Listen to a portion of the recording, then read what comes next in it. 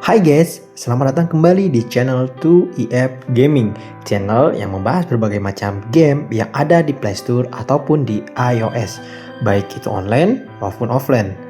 Kali ini game menarik seperti apa yang akan kita bahas ya? Penasaran kan? Kalau begitu, tanpa banyak basa-basi lagi, mari kita masuk ke pembahasannya.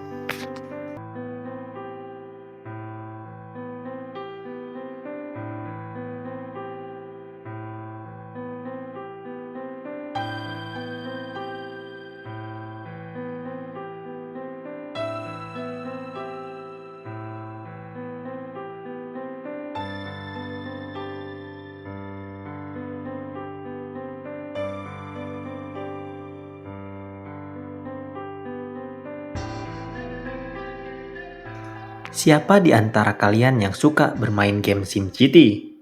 Oke, game yang akan kita bahas kali ini adalah game Apple Hunter. Game ini adalah game bergenre tycoon atau biasa yang kita kenal sebagai game simulasi. Game ini dirilis pada tanggal 17 Maret tahun 2020 dan digarap oleh developer Super Planet. Game ini terbilang ringan, hanya berkisar sekitar 114 MB tanpa download data lagi di dalam tentunya. Pada saat permainan dimulai, tidak ditemukan adanya iklan yang mengganggu gameplay kita. Iklan hanya akan dimunculkan jika kita setuju untuk melakukan beberapa hal. Misalkan seperti membuka box seperti harta karun yang tersebar di sekitar area map. Bisa dibilang ini memberikan pengalaman bermain yang sangat nyaman dan santai ya.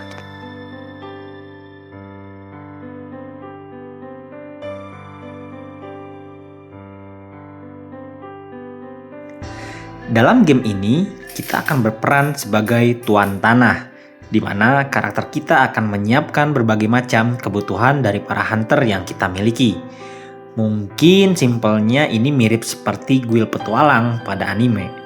Namun dalam skala kota.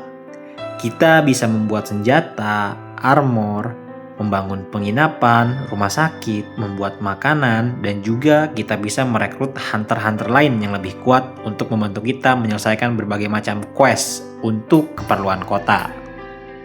Selain itu juga, kita bisa menyediakan dungeon untuk dijelajahi oleh party hunter kita, yang mana dungeon ini juga dapat memberikan hadiah kepada kita berupa material dan item seperti equipment bagus yang dapat kita jual kepada para hunter kita di shop.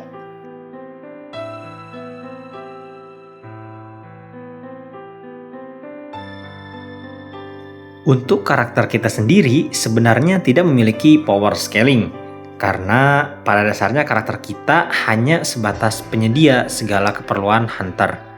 Sedangkan hunter kita sendiri bisa kita beri equipment, yaitu dengan cara kita yang menjualnya kepada mereka. Untuk itu perlu adanya keseimbangan antara penjualan barang dan pembelian barang ataupun jasa yang dilakukan oleh para hunter kita ini.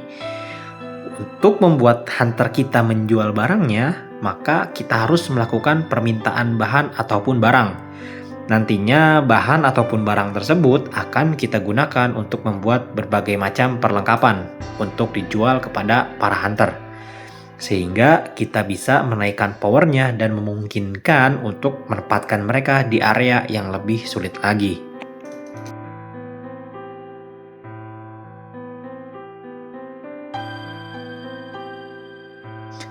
Ada 3 jenis currency di game ini, yaitu gold, diamond, dan unsur. Gold digunakan sebagai mata uang yang digunakan oleh karakter kita dan para hunter kita. Diamond bisa kita gunakan untuk berbagai macam hal, contohnya seperti membeli kostum ataupun membeli scroll untuk gacha. Lalu terakhir adalah unsur. Unsur bisa kita temukan dan kumpulkan di sekitar area map. Dia berbentuk seperti roh kecil yang bergentayangan ke sana kemari. Kalian bisa kumpulkan mereka dan gunakan untuk ditukar dengan scroll gacha hunter ataupun relik.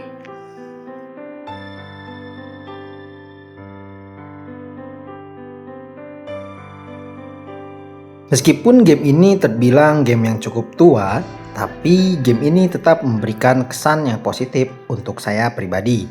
Game ini sangat cocok untuk dimainkan secara santai, meskipun pada awalnya mungkin kalian akan kebingungan dan kewalahan karena banyaknya tugas yang harus kalian kerjakan.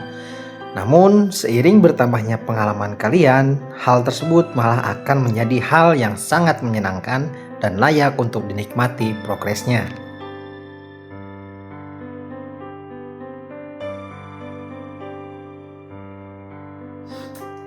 Terima kasih untuk kalian yang sudah menonton sampai akhir. Tidak ada hal yang bisa membuat saya semangat selain hal ini. Jangan lupa juga untuk like, subscribe, dan komen agar saya makin semangat dan makin getol untuk memberikan informasi seputar game-game seru lainnya. Tak lupa kritik dan sarannya bisa kalian sampaikan agar kedepannya saya bisa menjadi lebih baik lagi.